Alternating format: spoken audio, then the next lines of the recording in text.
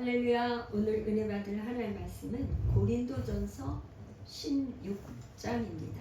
그래서 고린도전서가 오늘로 16강 성도를 위하는 연보. 우리 한번 1절부터 한 절씩 읽으면서 은혜 같이 나누기를 원합니다. 1절 한번 우리 집사님 읽어보세요. 성도를 위하는 연보에 관하여는 내가 갈라디아 교회들에게 명한 것 같이 너희도 그렇게 하라. 여기서 이제 성도를 위하는 연보, 헌금이 아니고 연보라고 이렇게 얘기를 했어요. 그러니까 성도는 특별히 이제 예루살렘 교회 성도들을 말하는 것이에요. 그때 당시에 예루살렘에 큰 기근이 있어서 경제적으로 굉장히 어려움을 받고 있었던 것 같아요. 그래서 이제 바울이 예루살렘의 가난한 성도들을 도와주는 거, 이걸 위해서 이제 이렇게 구제 헌금, 연보를 하는 것을 이제 얘기하고 있습니다. 이거는 특별히 바울이 로마서 15장 27절에서 이제 말한 것처럼 이방인 교회들은 예루살렘 교회로부터 영적인 것을 공급받았어요. 그러니까 육적인 것으로 섬기는 것이 당연하다, 마땅하다, 그런 의미에서 이제 그렇게 한 것이고, 또 한편으로는 다른 한편으로는 이방인 교회가 그냥 어디에서 온 게 아니라 예루살렘의 교회로부터 말씀을 받았기 때문에 그 예루살렘 교회에 뿌리를 두고 있고 같이 연대서 우리 모교회라고 그러죠. 예루살렘 교회가 말하자면 모교회가 되고 거기서부터 출발해서 이방인 교회에게 복음이 전파되었기 때문에 영적인 것을 나눠 가졌으니까 육적으로 섬기는 것이 마땅하다, 그런 의미를 가지고 이렇게 이제 바울이 구제 헌금, 연보를 이렇게 성도들에게 얘기하는 것이죠. 그런데 그거는 먼저 갈라디아 교회에게 이미 얘기한 것처럼 그렇게 너희도 그렇게 헌금을 하라, 연보를 하라, 그렇게 얘기를 하고 있습니다. 자, 2절 갈라디아서 2장 10절에는 여기 지금 원래 예루살렘 원사도들에 의해서 부탁받았는데 가난한 사람을 기억할 것, 가난한 사람을 기억해라, 그 얘기한 것을 이제 실천한 거죠. 근데 이게 구약 때에는 잠언 19장 17절에 보면 가난한 자를 불쌍히 여기는 것은 여호와께 꾸어드리는 것이니 그의 선행을 그에게 갚아 주시리라. 할렐루야. 가난한 사람을 이렇게 불쌍히 여기고 이렇게 하는 것은, 불쌍히 여겨서 이렇게 그 사람을 도와주고 이렇게 하는 건 여호와 하나님 앞에 꾸어드리는 거래요. 근데 그 꾸어드리면 하나님께서 갚아주시겠어요? 안 갚아주시겠어요? 여기 뭐냐면 그의 선행을 그에게 갚아주시리라. 우리가 사람도 누구에게 빚을 지면 그걸 갚잖아요. 그렇죠? 은혜를 입으면 갚잖아요. 우리 하나님은 하물며 그거를 갚으는데 후히 주고 누르고 흔들어 넘치도록 갚아주신다. 그러니까 우리가 지금 내년도에 이제 그 선교할 걸 우리가 기도하면서 이렇게 계획하고 있는데, 사실 아프리카 탄자니아에는 그 글로벌 미션 세컨더리 스쿨, 그 학교에 정말 한 달에 그 기숙학원인데, 기숙학교인데 한 달에 12만 원이라는 돈이 있어야지 그 학생 하나가 먹고 자가면서 공부를 할 수 있어요. 그런데 그 아프리카 탄자니아에서 12만 원은 굉장히 큰 돈이에요. 그러니까 그 돈을 다 내고 자기 자녀들을 그렇게 공부할 수 있는 그런 여건이 잘 안 되니까 우리 성기사님께서 뭐 어떻게 하시냐면 반은 부모님이 내고 반은 후원자들을 이렇게 모집해서 이렇게 부담을 줄여주는 거죠. 줄여주는 거. 그러니까 학생들이 많지 않고 한 학년에 40명씩 되는데 이제 총 1학년부터 4학년까지예요. 근데 이제 그 학교가 이번에 이제 4학년이 첫 번째 졸업식을 가졌고 이제 새로 이제 1학년이 들어와요. 그런데 이제 말하자면 한 학년에 40명이면 40명의 후원자가 필요한 거죠. 새로이 그죠? 40명의 후원자가 또 필요하고 또 이제 한 이제 1년, 2년, 3년, 4년까지 다 해주면 좋고 안 되면 1년 아니면 얼마라도 이렇게 해주면 그 학생들이 거기서는 중학교만 졸업을 해도 말하자면 이런 공무원이나 이런 저기로 취업을 할 수 있는 그런 길이 열린대요. 그러니까 중학교 4학년이 4년 동안이 굉장히 탄자니아에서는 중요한 교육 과정이에요. 그러니까 그 교육 과정을 어떻게 교육을 시키냐? 영어, 그 다음에 성경, 그 다음에 한국어 세 가지를 가르쳐요. 그러니까 나머지는 말할 거 없고 나머지는 뭐 이렇게 말할 거 없지만 영어로 모든 수업을 하고 그 다음에 거기에 성경을 가르치고 그 다음에 한국어를 가르쳐요. 오늘날은 그 한국이 전 세계 글로벌한 이 세계에 한국의 위상이 굉장히 높아져서 그 탄자니아에서는 학생들이 한국에 그렇게 오고 싶어 하는 거예요. 한국에 오고 싶어 하는 거야. 그리고 K-팝 그냥 얼마나 그게 거기 탄자니아까지 아프리카 어디 말할 거 없이 유럽 말할 거 없이 K-팝이 굉장히 지금 이렇게 인터넷을 통해서 이렇게 번지고 있기 때문에 한국에 오고 싶어하고 한국에 유학 오고 싶어하고 그런 학생들이 너무나 많아요.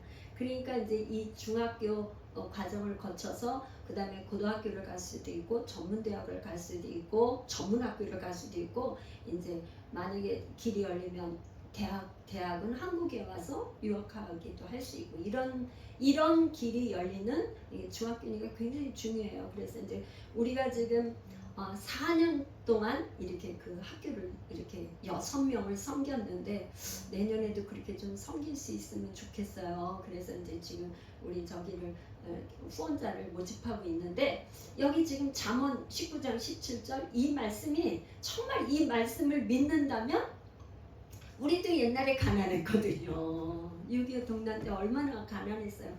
그런 나라가 지금 이렇게 잘 살게 되었다는 것은 하나님의 은혜죠. 정말 우리도 원조받던 나라였는데 우리가 다른 나라의 불쌍한 어려운 이런 정말 아프리카 같은 곳에 우리가 섬길 수 있다는 건 정말 큰 하나님의 은혜인 줄로 믿습니다. 그래서 정말 우리 교회는 시작한 게 열방을 섬기기 위해서 예수 열방교회, 예수 열방을 예수님이 이 땅에 오셔서 땅 끝까지 이르러 내 증인이 되라고 하신 그 말씀대로 예수 열방교회를 세웠기 때문에 일을 끝까지 잘 감당하기를 원합니다. 2절 우리 한번 집사님 이렇게 마이크를 조금 떼고 읽어봐 주세요. 매주 첫날에 너희 각 사람이 수입에 따라 모아두어서 내가 갈 때 연보를 하지 않게 하라. 여기 매주 첫날이라는 거는 이제 오늘날로 말하면 주일이죠. 일주일에 일, 월, 화, 수, 목, 금, 토. 그래서 첫날이 오늘로 말하면 일요일은 주의 날. 그래. 주의 날. 우리가 주의 날. 계시록 1장 10절에 보면 주의 날로 언급해서 이제 초대교회의 성도들은 첫날을 예배를 드려 첫날을 주의 날로 그들이 모여서 예배하고 그랬죠. 그러니까 지금 사도 바울은 뭐냐면 자기가 수입에 따라서 헌금을 어떤 집에서 수입에 따라 형편되는 대로 조금씩 이렇게 모아놓았다가 사도 바울이 이제 고린도에 도착하면 이제 그때 그냥 허겁지겁 헌금을 하는 게 아니라 미리 준비를 하라 그런 말이겠죠. 3절 또 읽어보겠습니다. 내가 이럴 때 너희가 인정한 사람에게 편지를 주어 너희의 은혜를 예루살렘으로 가지고 가게 하리니. 지금 바울은 그 헌금을 모은 걸 자기가 이렇게 혼자서 단독으로 가져가는 게 아니라 사도 바울이 이르면 고린도 교회에서 인정한 사람에게 편지를 이렇게 추천서 편지를 써줘갖고 너희 은혜, 여기 은혜라고 한 거는 헌금이죠. 연보. 그 헌금을 예루살렘에 가지고 가게 할 것이다. 이렇게 얘기하고 있어요. 말하자면 은혜, 여기 헌금을 갖다 은혜로 이렇게 이제 사도 바울이 표현을 했는데 말하자면 헌금은 어떤 사람이 할까요? 부자가 헌금하나요? 가난한 자가 헌금하나요? 헌금은 여기 보니까 기쁨, 감사로 하는 게 헌금이잖아. 내가 너무 기뻐서. 그러니까 은혜 받은 사람이 헌금하는 거야. 이 가난한 자도 할 수 있고 부한 자도 할 수 있지만 그 중에 어떤 사람? 하나님 앞에 받은 은혜가 너무 감사해서 하나님 앞에 받은 은혜가 너무 감사하고 기뻐서 은혜로 정말 나의 가진 거에 정말 살 같은 피 같은 이거를 떼어서 드리는 거죠. 그게 헌금, 그게 어려운 사람에게 구제, 연보, 헌금 이런 거라는 거죠. 그래서 여기서 사도 바울이 너의 은혜를 예루살렘으로 가지고 가게 하리니. 그러니까 사실 물질이 가는 곳에 마음이 가는 거죠. 마음이 있으면 또 뭔가가 같이 가잖아요. 그렇죠? 마음이 있다 그러면서 빈손으로 가는 게 아니라 마음이 있으면 몸이 가고 또 몸이 갈 때 빈손으로 안 가고 뭔가를 선물을 가져가고 싶잖아. 그죠? 시골에서 그 부모님들이 올라오실 때 그냥 하는 게 아니라 바리바리 싸가지고 네, 우리 자식들한테 그냥 주려고 그냥 그 무거운 거 바리바리 싸가지고 그리고 오신단 말이죠. 이게 은혜. 4절 만일 나도 가는 것이 합당하면 그들이 나와 함께 가리라. 네, 나도 여기서 바울이 그러는 거죠. 만일 나도 가는 것이 합당하면 그들이 나와 함께 가리라. 이걸 그런데 이제 여기 지금 바울은 예루살렘에 가고 싶어 하죠. 예루살렘에 가고 싶어요. 그런데 바울은 그들과 이제 동행을 할지 안 할지 아직 미정이에요. 왜 그러냐? 바울은 지금 로마도 가야 되고 스페인에 로마서를 보면은 스페인에 선교할 계획을 가지고 있기 때문에 어떻게 될지 이제 모르니까 만일을 여기다 집어넣었어요. 그래서 만일 나도 가는 것이 합당하면 그들이 나와 함께 가리라. 근데 이제 사도행전 20장에서 21장까지를 쭉 보면은 바울과 이렇게 그 함께 동역자들이 그리스를 거쳐서 예루살렘에 가는 그 여정이 있는 걸로 보고 또 그렇게 했는데 그 고린도 교회에서 헌금 이렇게 모아놓은 연보 헌금 모금이 예루살렘에 잘 전달된 것으로 보여집니다. 왜 그러냐면 로마서 15장 26절에 이는 마게도냐와 아가야 사람들이 예루살렘 성도 중 가난한 자들을 위하여 기쁘게 얼마를 연보하였습니다. 그러니까 전달한 거는 잘 전달이 된 걸로 보게 됩니다. 그래서 그러면 예루살렘에 대한 고린도 교회 이 헌금의 의미가 뭔가? 이건 이제 두 가지로 볼 수 있어요. 이제 하나는 그 원래 원사도들이 가난한 자들을 생각하라고 한 거에 대한 동참.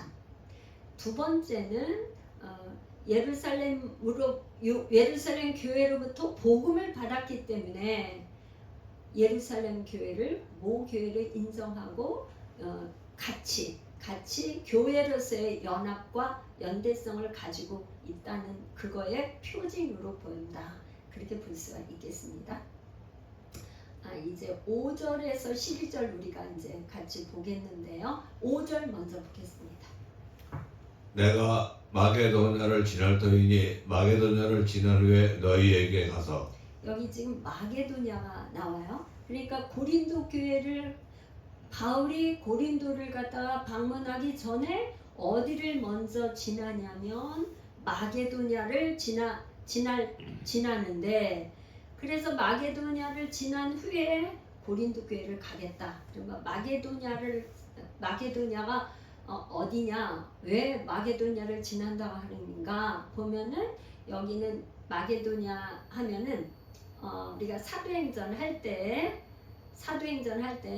그 두아디랴 자주장사 빌립보의 두아디랴 장사 루디아를 통해서 세운 교회 빌립보, 그 다음에 데살로니아 교회, 여기를 방문하고 그 다음에 이제 고린도 교회를 가겠다는 그런 말이죠. 그러니까 바울은 지금 어디에 있냐면은 에베소에서 고린도에 편지를 하는데, 이제 지금 바울이 어떻게 가려고 하냐면 육로가 있고 육로로 걸어서 가는 길이 있고 배를 타고 가는 해로가 있는데, 아마 지금 바울은 육로를 거쳐서 마게도냐를 거쳐가지고 고린도로 갈 그런 여행 계획을 지금 얘기를 하고 있어요.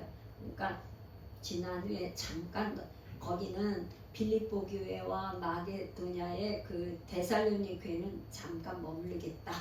6절 읽어보십시오. 혹 너희와 함께 머물며 겨울을 지들도 하니 이는 너희가 나를 내가 갈 것으로 보내어 주게 하려 함이라. 혹 너희와 함께 머물며 고린도 교회에서 함께 머물면서 신앙의 교제도 나누고 그렇게 할 계획을 갖고 있는 거예요. 겨울에는 이제 여행할 수가 없으니까 그 해로도 안 되고 배도 안 되고 육로도 너무 추워서 걸어서 가는 게 어려우니까 고린도에서 머물면서, 이제 바울이 원하는 거는 내가 갈 곳, 그러니까 말하자면 내가 선교를 다음 행선지로 가는 것을 너희들이 좀 파송해 줬으면 좋겠다, 그런 뜻이죠. 근데 파송해 주는 거에 두 가지가 있어. 예루살렘으로 가는 것을 도와준다든지, 아니면 지금 바울은 늘 생각하는 게 어디예요? 예루살렘 아니고 지금 스페인, 로마 교회와 또 스페인을 가려고 하잖아요. 그러니까 그 스페인을 가는 그거를 후원해 주든지, 아니면은 예루살렘에 가는 거를 너희들이 나를 보내주든지. 근데 아마 지금은 먼저 예루살렘에 먼저 가는 게 지금 우선이 되는 것 같아요. 그래서 예루살렘에 가는 거를 너희들이 좀 보내줘라, 그런 뜻으로 우리가 여겼습니다. 7절 읽어보십시오. 이제는 지나는 길에 너희 보기를 원하지 아니하노니 이는 만일 주께서 허락하시면 얼마 동안 너희와 함께 머물기를 바랍니다. 7절에 지나는 길에 너희를 보기를 원하지 아니하노니, 지금 아까 마게도냐 교회는 잠깐 들리는 거예요. 그런데 고린도 교회는 이렇게 지나는 길에 너희들을 잠깐 지나서 할 문제가 아니에요. 고린도 교회는 지금 한 10가지의 문제들을 이렇게 가지고 있어서 지금 여러 통의 편지를 쓴단 말이죠. 여기 성경에 나온 건 고린도 전서와 후서 두 서신서만 나오지만, 원래는 한 4통 정도의 서신이 있는데 분실이 돼서 그랬단 말이에요. 그러니까 바울이 굉장히 눈물로 편지를 썼고 여러 통의 편지를 썼고, 그러면서 뭐냐면 바울은 고린도 교회에 오랫동안 거기서 머물기를 원하고 있어요. 머물기를 원하고 있다는 그 자기의 마음을 이렇게 표하고 있는데, 만일 주께서 허락하시면, 항상 이 바울은 만일 주께서 허락하시면, 주님께서 그 모든 걸 나에게, 나는 그러고 싶어, 나는 정말 너희들과 함께 머물고 싶지만 하나님께서 허락하셔야 그렇게 한다는 거죠. 하나님께서 그 길을 허락해 주시지 않으면 갈 수 없다. 8절, 9절 같이 읽어보세요. 내가 오순절까지 에베소에 머물려 함은 내게 광대하고 유효한 문이 열렸으나 대적하는 자가 많음이라. 여기 지금 오순절이 나오는데 오순절은 뭐냐면 지금 에베소에서 편지를 쓰고 있는데 6월절 지나고 50일, 그게 50일째 되는 날이 오순절이잖아요. 그래서 오늘날은 이제 맥추절이라고도 하는데, 그러니까 맥추절 처음 열매를 따는 맥추절, 보리 맥자잖아요. 보리 추수를 처음 할 때, 보리 추수를 할 때 그 절기다 해서 맥추절이라고도 하는데, 그때까지 오순절까지 에베소에 이제 머물려고 한다. 그런데 내게 지금 광대하고 유효한 문이 열렸으나 대적하는 자가 많으니라. 지금 에베소의 전도의 문이 그냥 막 이렇게 막 열려가지고 에베소에서 사도 바울이 사도행전에 나온 거를 보면 굉장히 기적들이 많이 일어났어요. 말하자면 그래서 에베소에서 한 2년 동안을 날마다 성경을 가르치고, 그러니까 아시아에 있는 모든 사람들이 유대인이나 헬라인이나 다 복음을 듣고 죽게 나왔다 이렇게 할 정도로, 오죽하면 에베소에서 이 지금 사도 바울이 앞치마나 손수건을 갖다가 환자에게 얹기만 해도 병든 사람들이 낫는 막 그런 역사가 막 일어나는 반면에, 그렇게 막 기적이 일어나는 반면에 또 대적하는 자가 많은 거예요. 어떤 대적하는 자? 데메드리온, 에베소에서 그냥 그 광장에서 막 2시간씩 아데미 신이여 부르면서 그렇게 하는 그런 정말 사도 바울이 그때의 그 일을 생각할 때, 고린도 후서에서도 그렇고 쓸 때 뭐라냐면, 나는 정말 그때 죽은 목숨이었다. 나는 정말 사형 선고를 받은 것 같았어. 그럴 정도로 너무나 위협적인 그런 거를 당한 거죠. 그러니까 오늘날도 우리가 막 정말 막 기도하면서 막 은혜 받고 막 뭔가 주의 일에 막 선교 현장에 가서 막 엄청난 거를 체험하고 막 오고 막 그러면, 가기 전에도 이 원수마귀 사단이 막 못 가게 회방하고 그런 일이 있을 수 있고, 돌아와서 또 그런 일이 생기기도 하고, 이 지금 사도 바울 같이 능력이 있는 그런 주의 종도 고백하기를 뭐냐면, 광대하고 유효한 문이 열려서 그냥 복음이 전파된 반면에 대적하는 자가 그렇게 많았다는 거예요. 어찌 보면 우리가 생각할 때, 아니 하나님께서 대적하는 자도 없고 다 막아주셔야 되지 않나? 그런 생각이 좀 들지 않아요? 왜 이렇게 정말 사도 바울은 목숨을 걸고 자기 전생애를 복음 전파하는 일에 이렇게 하는 사람에게 왜 대적자를 하나님이 그냥 두실까? 좀 우리 생각으로는 이해가 안 돼요. 그런데 이 사도 바울이 이렇게 쓰면서 고린도 후서에 가면은 자기가 교만하지 않고 자만하지 않게 하려고 하나님만을 오직 의지하게 하나님께서 그렇게 이런 대적자도 옆에 두셨다 이렇게 말을 하고 있어요. 그러니까 우리는 말할 것도 없죠, 그죠? 사도 바울도 이렇게, 그러니까 우리도 말할 거 없는 거예요. 은혜 받으면 또 반대 대적자도 있고, 또 그걸 방해하는, 은혜 못 받게 하는 원수마귀도 있고, 그렇다는 걸 우리가 늘 깨닫고 그렇게 인식을 하고 준비를 하고 기도해야 될 줄로 믿습니다. 10절 우리 읽어보실까요? 디모데가 이르거든 너희는 조심하여 굴로 두려움이 없이 너희 가운데 있게 하라. 이는 그도 나와 같이 주의 일을 힘쓰는 자임이라. 그러니까 이제 지금 사도 바울이 자기가 고린도에 가기 전에 누구를 먼저 보냈냐면 디모데를 먼저 보내는 거야. 디모데를 먼저 파송을 하는데 디모데는 그 사도행전에 보면은 2차 전도여행일 거예요. 2차 전도여행 때 사도 바울을 따라서 이렇게 같이 전도여행을 완전히 이렇게 같이 동역하는 동역자이면서 영적인 아들이에요. 그러니까 이 디모데를 먼저 이렇게 보내는데 디모데는 또 이렇게 다른 서신서에 보면 유약한 자 이렇게 바울이 이렇게 쓰고 있어요. 그러니까 너희 몸이 늘 유약해서 포도주를 좀 마셔라 뭐 이렇게 하는 저기가 대목 구절이 나오거든요. 그런데 이 고린도 교회 같이 문제 많고 이렇게 막 분파로 인해서 뭐 바울파, 아볼로파, 그 다음에 그리스도파, 뭐 개바파 이렇게 파벌이 많은 이런 곳에 어떻게 사도 바울이 이렇게 유력한 자기의 영적인 아들인 디모데를 보낼까 그런 마음이 좀 들기도 해요. 그런데 바울이 부탁을 합니다. 디모데가 너희에게 이르거든 조심하여 그로 두려움이 없이 너희 가운데 있게 하라. 그리고 이는 그도 나와 같이 주의 일에 힘쓰는 자이라.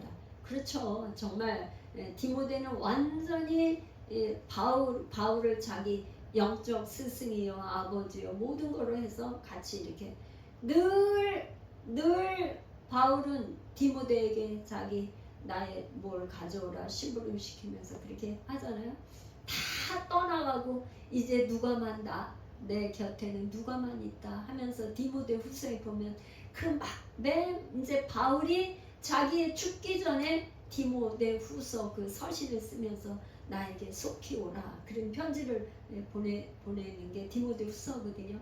그러니까 바울이 이 디모데를 보내면서 그도 나와 같이 주의 힘쓰는 자임이라 이 한 구절은 많은 의미를 내포하고 있는 거라고 봐야 될 것 같습니다.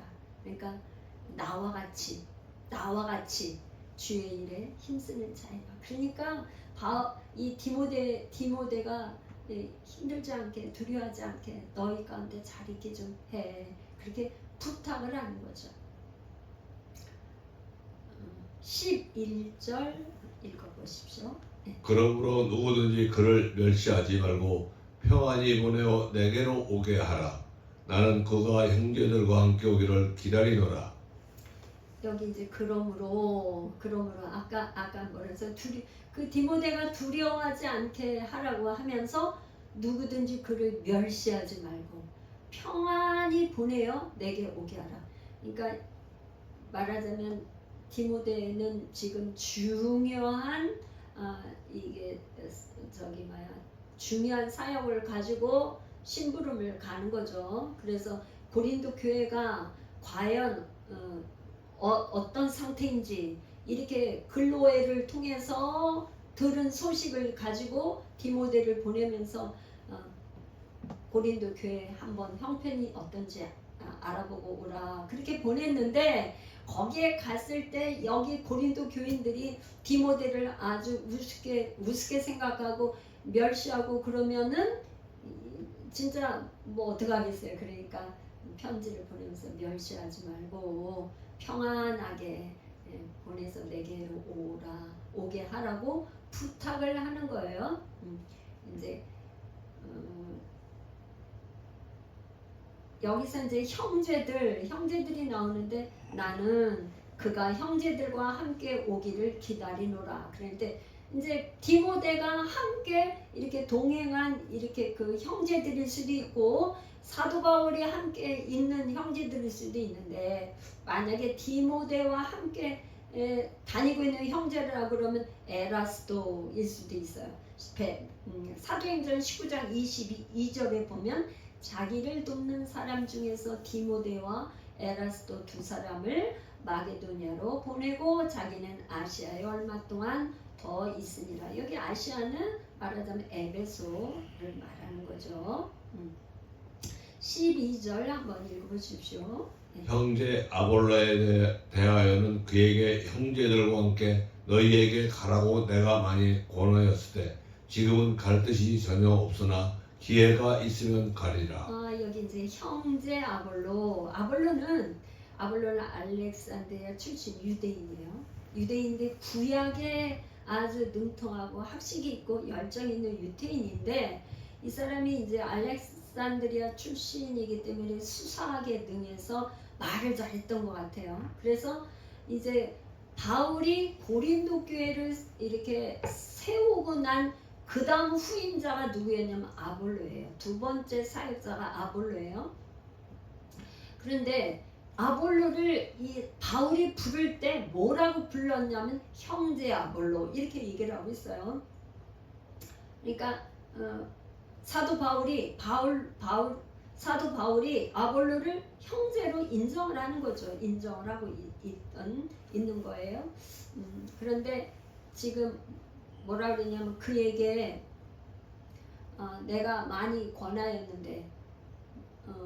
권하였는데 지금은 갈 뜻이 전혀 없으나 기회가 있으면 가리라. 그러니까 이제 고린도 교회에서 바울파, 아볼로파, 게바파, 그리스도파 이렇게 분파가 있는 가운데서 어떤 파가 주도적으로 이 분쟁이 일으켰는지는 모르겠지만 아마도 어쩌보면 바울이 교회를 세우고 바로 아볼로가 사역자로 와서 이렇게 하면서 아볼로파들이 주도적으로 이 분파를 갖다가 일으켰을지도 모른다는 생각이 저는 개인적으로 들어요. 그렇게 되면은 이 바울파, 먼저 은혜 받았던 바울파는 뭐냐면 아볼로가 지금 하는 게 신학적으로 맞나? 틀리나? 그러면서 그런 질문을 바울에게 할 수도 있겠다 하는 생각이 들어요.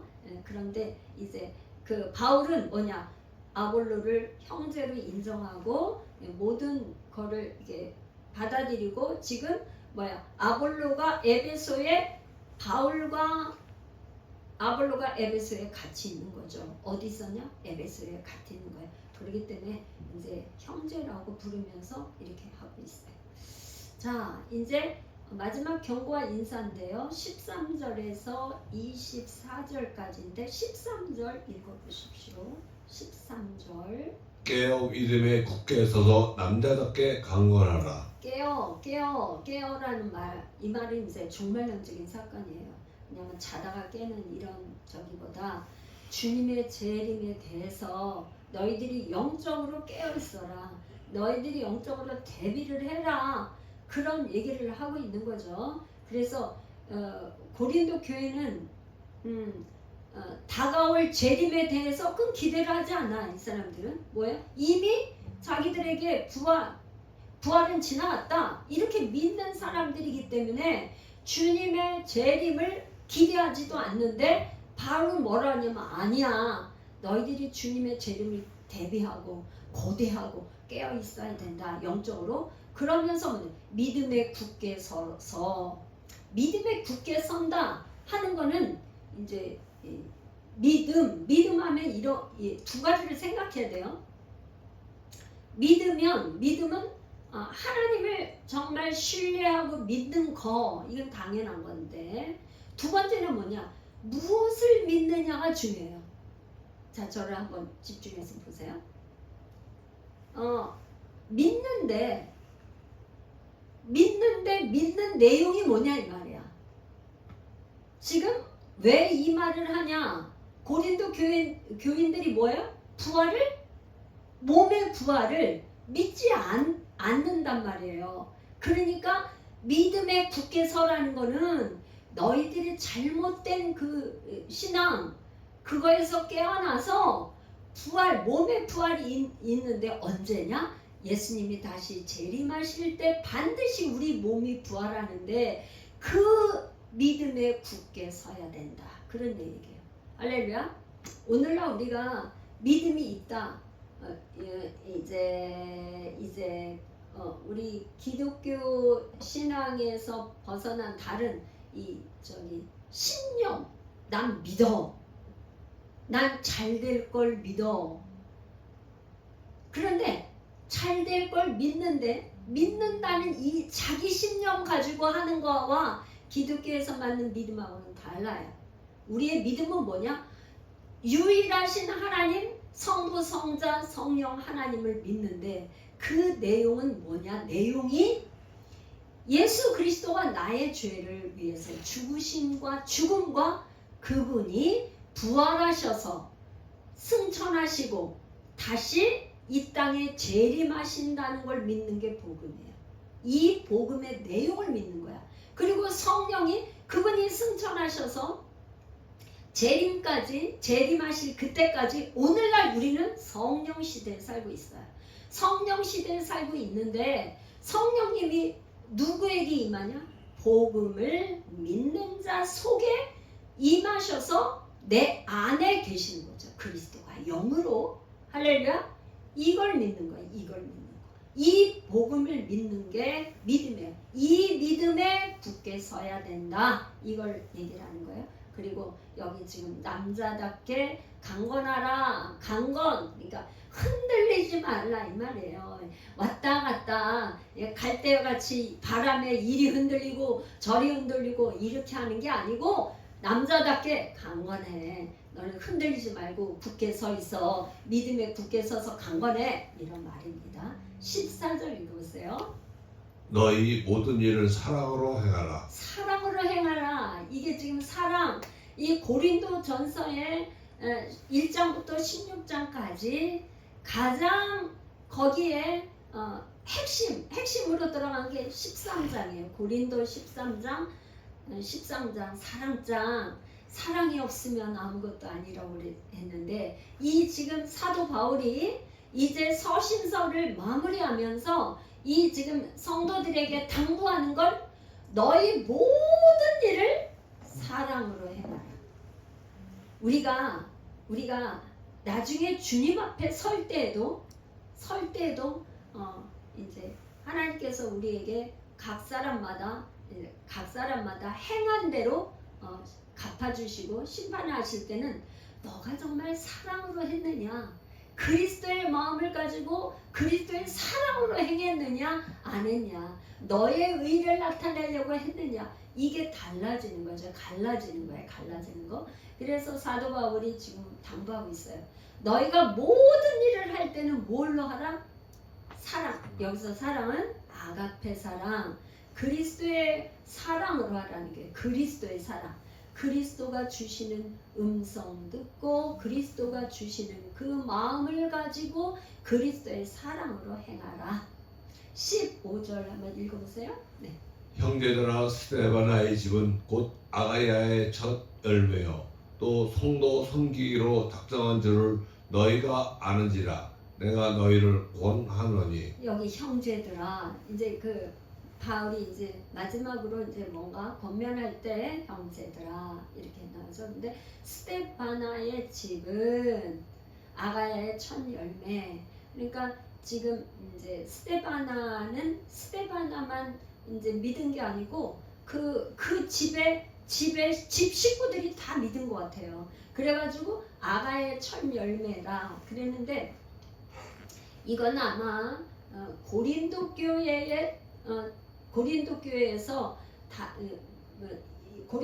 1장에 보면, 고린도전서 1장에 보면 스데바나에게 그 세례를 베풀었다 그랬잖아요. 그런데 지금 고린도 교회에서 첫 열매라고 그러는 거는 이제 고린도 교회에서 볼 때 첫 열매라고 할 수도 있고 아가의 첫 열매라고 했지만, 근데 이제 로마서를 보면은 다르게 얘기를 하고 있어요. 로마서에는 에베네도가 아시아에서 처음 익은 열매라고 이렇게 얘기를 했단 말이에요. 그러니까 이제 이걸로 봐서는 스데바나 가정에 이제 그 가정 전체가 세례받고 예수 믿고 그 다음에 스데바나는 특별히 교회 지도자로서 굉장히 충성하고 그렇게 헌신했던 사람인 걸로 봐요. 그래서 여기서 지금 첫열매는 첫열매라고 열매라고 이렇게 한 거는 예수 그리스도가 죽음에서 부활한 것이 첫열매잖아요. 부활의 첫열매. 그러니까 이 지금 사도 바울이 스데바나를 얘기할 때 정말 아가야 지방 고린도에서는 스데바나 집이 좀 첫열매야. 그런 마음으로 지금 사도 바울이 표현을 하고 있어요. 그러면 또 성도 섬기기로 작정한 줄 너희가 아는지라 내가 너희에게 너희를 권하노니. 그러면서 이제 16절 읽어보십시오. 이 같은 사람들과 또 함께 일하며 수고하는 모든 사람에게 순종하라. 이 지금 순종하라 그런데 스데바나가 그 교회에서 지도자예요. 그런데 스데바나 집사람들 뿐만 아니라 또 이렇게 함께 일하고 수고하는 복음 전파하는 이런 하나님의 일을 하는 사람에게 순종하라. 정말 순종이 제사보다 낫다. 사무엘 선지자가 사울 왕에게 한 말이잖아요. 근데 순종은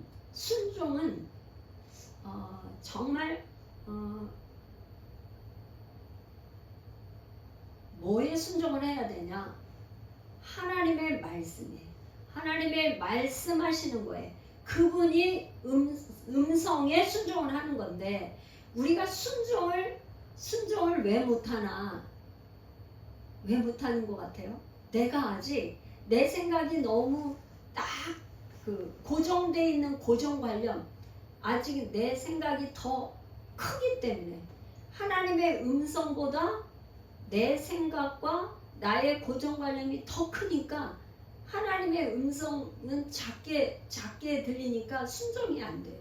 그러니까 이 순종을 하려면 내 생각이 점점 작아져서 없어지고 하나님의 음성이 더 크게 작동을 해야지만 우리가 순종을 할 수 있어요. 그러니까 우리가 언제 하나님 앞에 굴복하고 복종하고 순종이 되냐? 내 것이 다 잃어버려져요. 내 것이 내가 다 포기가 돼야 순종해. 순종은 정말 그냥은 안 돼요. 그래서 부자가 천국 들어가기가 그렇게 어려운 게 아직 가진 게 너무 많으니까. 그러니까 재산도 많아, 학벌도 좋아, 다 있을 때 예수 잘 믿는 사람은 정말 그거는 너무 복된 일이죠. 너무 복된 일이에요. 그거는 아마 조상 때부터 일찍이 다 그렇게 아주 그냥 그리스도를 섬겨온 게 몸에 배서 아주 그냥 삶으로 되어 있다면 그렇게 순종. 아주 순종하는 게 마땅하고 그게 생활의 어떤 생활 철칙으로 되면 그렇게 할 수 있어요. 근데 그렇지 않고 당대 예수를 믿는데 이렇게 순종을 한다? 그런 건 뭐예요? 다 내게 비워질 때까지 순종하기 어려워. 그러니까 나의 생각도 포기하고 나의 어떠한 것도 다 포기가 돼야 순종할 수 있는데 여기 사도 바울이 지금 부탁을 하고 있어요. 스데바나 같은 사람, 이 집사람들은 첫열매인데 이렇게 함께 일하고 수고하는 거 말고 복음 전도하는 거, 선교하는 거, 이 일에 수고하는 모든 사람에게 고린도 교회 성도들을 향해서 순종하라 이렇게 얘기를 하고 있습니다. 17절 내가 스데바나와 부드나도와 아가이고 온 것을 기뻐하노니 그들이 너희의 부족한 것을 채웠습니다. 이제 스데바나, 부드나도, 아가이고 이 세 사람이 이제 그 고린도 교회 성도들이 질문을 한 거를 가지고 서신을 가지고 바울에게 온 거죠. 근데 그렇게 온 것을 사도 바울이 기뻐한다는 거예요. 이 세 사람이 온 거가 기뻐. 왜? 사도 바울이 정말 그렇잖아요. 자기가 교회를 고린도 교회에서 교회를 세워놓고 이제 다음 행선지를 이렇게 갔기 때문에 얼마나 보고 싶어요.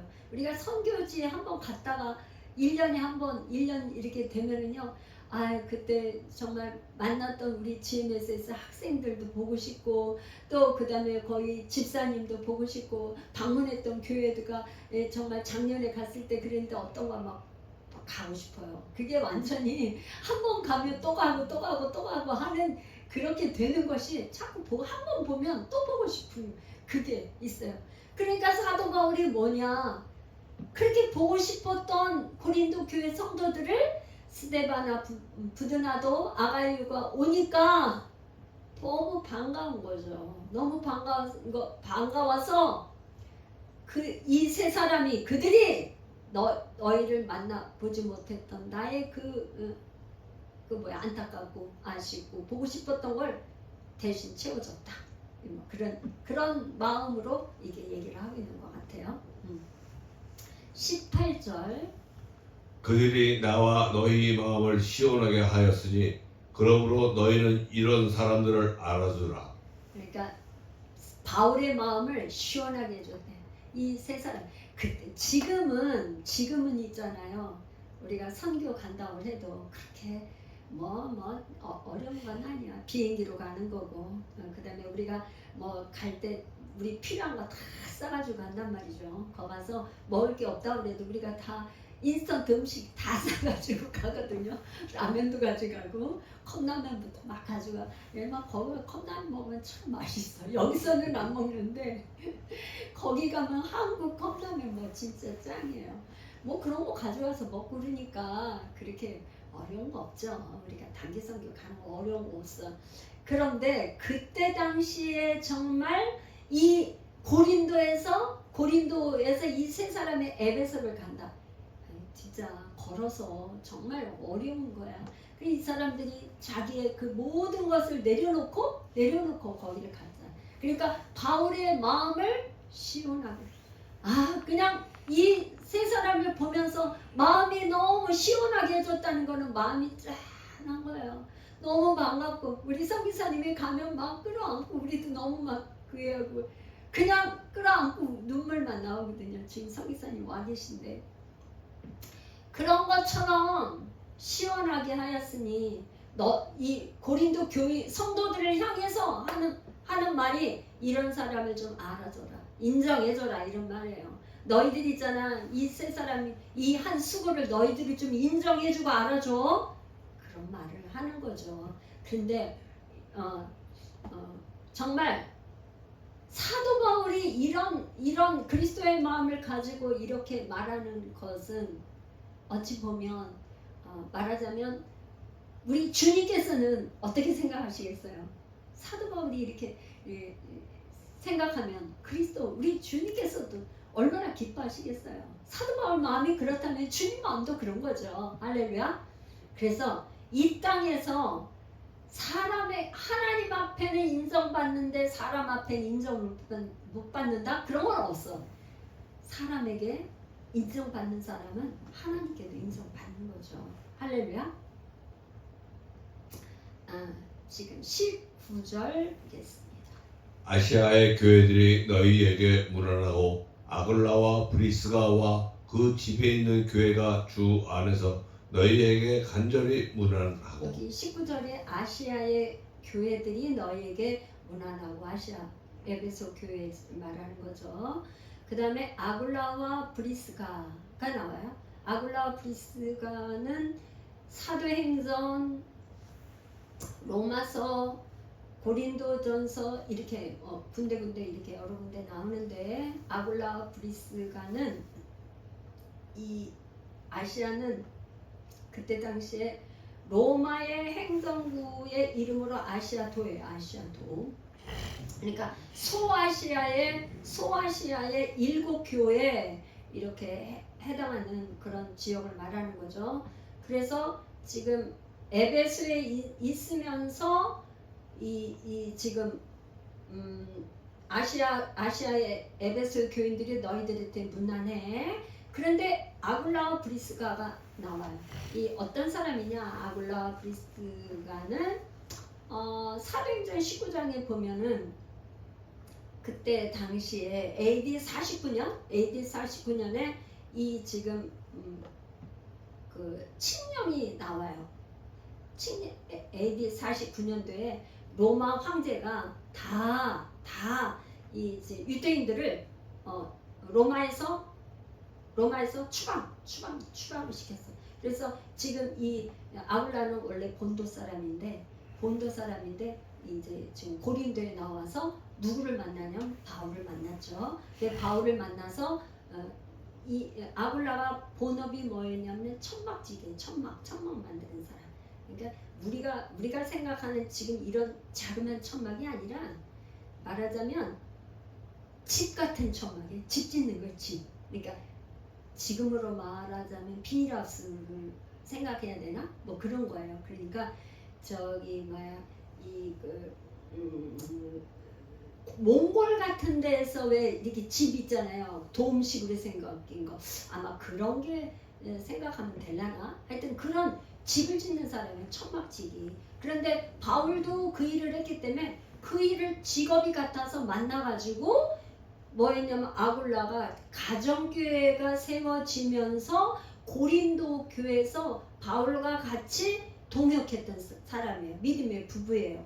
그런데 이 아굴라 브리스가가 이 바울이 에베소를 올 때 같이 왔어요. 이렇게 따라왔어요. 그러니까 자기 생업이 있는 사람이 바울이 선교하는데 동역하기 위해서 같이 따라붙은 거예요. 대단한 사람이죠. 그래서 아굴라 남편 브리스가는 부인인데 어떤 곳에는 브리스길라라고 나오고 브리스가라고 나오는 브리스가는 이제 약자로 그렇게 아마 그렇게 해놓은 모양이에요. 브리스길라인데 브리스가 이렇게 얘기를 하고 있어요. 그런 저기인데 여기 문안하고 아굴라와 브리스가도 지금 고린도 교회에 문안한다고요. 왜? 고린도 교회 있었잖아요. 그러니까 그렇게 하고 그 집에 있는 교회가 주 안에서 너희에게 간절히 문안하고 인사를 하는 거죠. 인사를 하는 거예요. 그래서 그때는 교회들이 지금같이 이런 교회가 아니고 다 가정교회예요. 자기 집을 오픈해서 집에서 예배를 드리는 거예요. 그러니까 고린도 교회 하면 가정에서 모이는 교회가 여러 개 있는 거고 로마 교회도 말하면 가정에서 모이는 여러 교회가 있는 거고 그런 가정교회였던 거죠. 그래서 특별히 사도행전에 보면은 이렇게 이제 바울의 복음을 듣고 이제 자기가 사는 곳으로 가서 교회를 세운 사람 에바브라라는 사람도 있고 두기고도 그렇게 골로새와 에베소에서 이렇게 교회를 세우고 자기 집으로 보내서 했던 사람도 있고 빌레몬과 아키포도 골로새 교회 동역자이고 이런 교회들이 사실은 다 뭐예요? 가정교회였어요. 가정교회. 그래서 에베소 교회는 아시아의 7교회 중에 첫 번째 교회였어요. 할렐루야. 20절 모든 형제도 너희에게 문안하니 너희는 거룩하게 입맞춤으로 서로 문안하라. 할렐루야. 그래서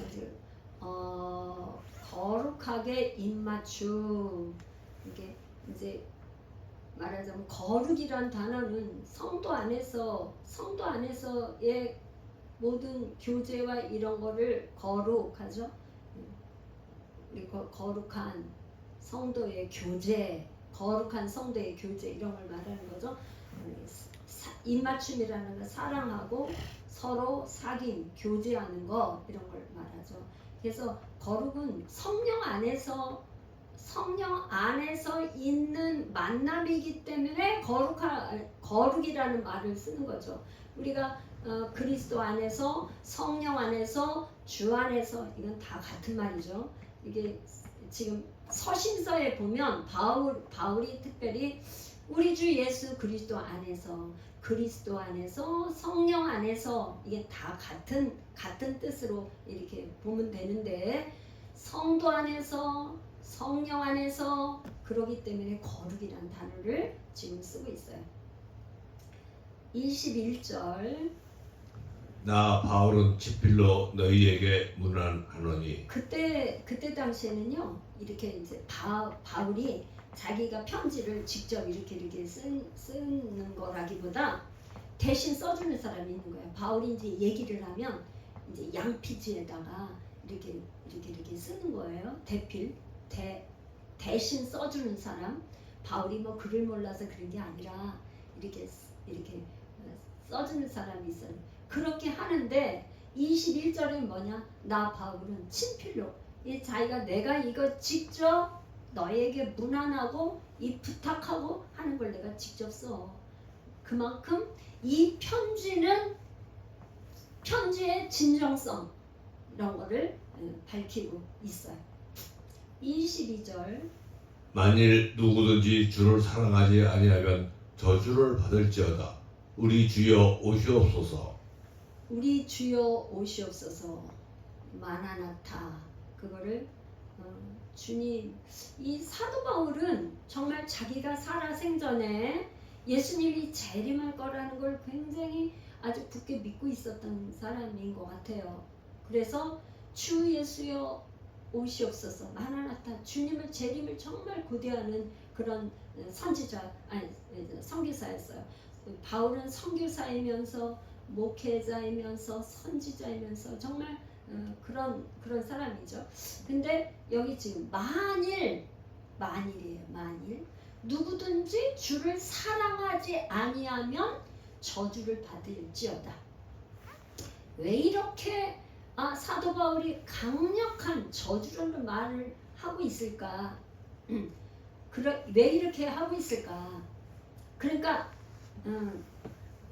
고린도 교회에 이렇게 파벌이 생겨가지고 다툼이 일어나고 분리와 다툼과 이렇게 파벌이 일어난 원인을 사도 바울은 뭘로 지적을 하고 있냐면 주를 사랑하지 않는다는 거예요. 우리 그 새 계명을 너희에게 주느니 요한복음 13장에 보면 내가 새 계명을 너희에게 주느니 서로 사랑하라. 그랬잖아요. 서로 사랑하라. 하나님을 사랑하고 내 이웃을 내 몸과 같이 사랑하라. 그거를 이제 예수님이 다시 한번 새 계명을 주신다 하면서 서로 사랑이라는 말을 하셨거든요. 그러니까 주를 사랑하지 않고 이웃을 사랑하지 않고 서로 사랑하지 않으면 이것이 죄라 이 말이에요. 왜? 주님의 명령이잖아. 할렐루야. 그죠? 사랑하지 않는 게 죄야. 우리는 생각할 때 보통 얘기할 때 나 이웃을 사랑해야 되는데 주를 사랑해야 되는데 사랑하지 않으면 그게 죄를 짓는 거기 때문에 저주가 임하는 거죠. 사랑하지 않으면. 그래서 지금 이제 사도 바울이 마무리를 짓는 이 마지막 내가 친필로 이걸 쓰는 거야. 그러면서 22절에 만일 너희 중에 누구든지라고 그랬는데 너희들 중에서 말이야 주를 사랑하지 않으면 저주를 받아. 명심해. 뭐 이런 걸로 생각하면 될 것 같아요. 그러면서 우리 주여 오시옵소서. 주님의 재림이 얼마 남지 않았어. 그러니까 너희들 깨어서 남자답게 강건하고 정신 차려. 이런 말로 지금 사도 바울이 얘기를 하고 있다고 봅니다. 23절, 24절. 네. 주 예수 그리스도의 은혜가 너희와 함께하고 나의 사랑이 그리스도 예수 안에서 너희 무리와 함께 할지어다.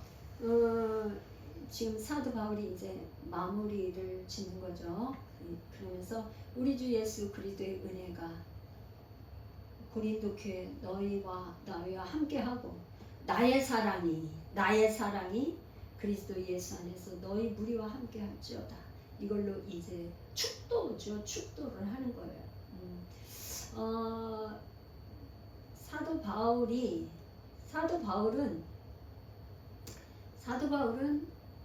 그가 이제 고린도 교회뿐만 아니라 늘 이렇게 두렵고 떨림으로 너희에게 복음을 전한다 이런 말을 하고 있는데 곳곳에 이제 이렇게 하는데 그 사도 바울이 그렇게 우리가 생각할 때는 굉장히 능력을 많이 행하고 그랬던 사람인데 왜 이렇게 두렵고 떨림으로 한다고 했을까? 사도 바울이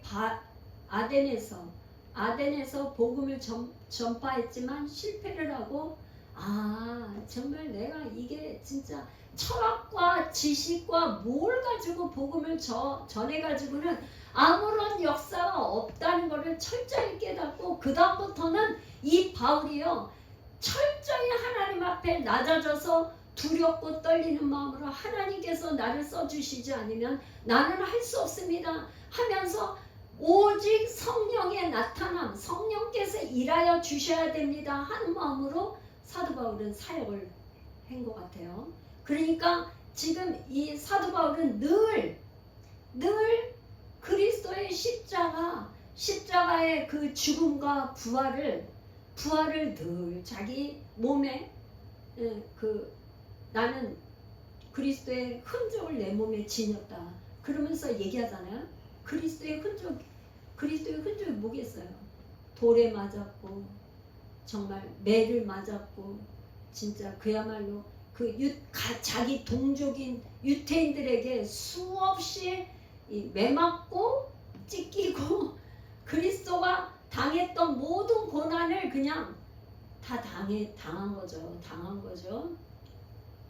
그러면서 그는 가는 곳곳마다 그걸 이렇게 다시 복음을 전할 수 있었던 건 부활의 주님을 믿었기 때문에 주님은 부활하셔서 승천하셔서 내 안에 계신 그 성령의 음성을 듣고 성령께서 하시는 대로 했기 때문에 그가 그렇게 늘 두렵고 떨림으로 주님의 그 음성에 귀를 기울이고 주님의 사역을 끝까지 감당하면서 순교할 때까지 그렇게 한 줄로 믿습니다.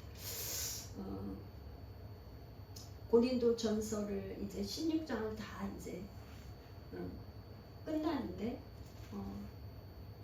고린도 전서 16장까지 중에 오늘 사도 바울이 얘기하는 것은 모든 일을 사랑으로 행하라.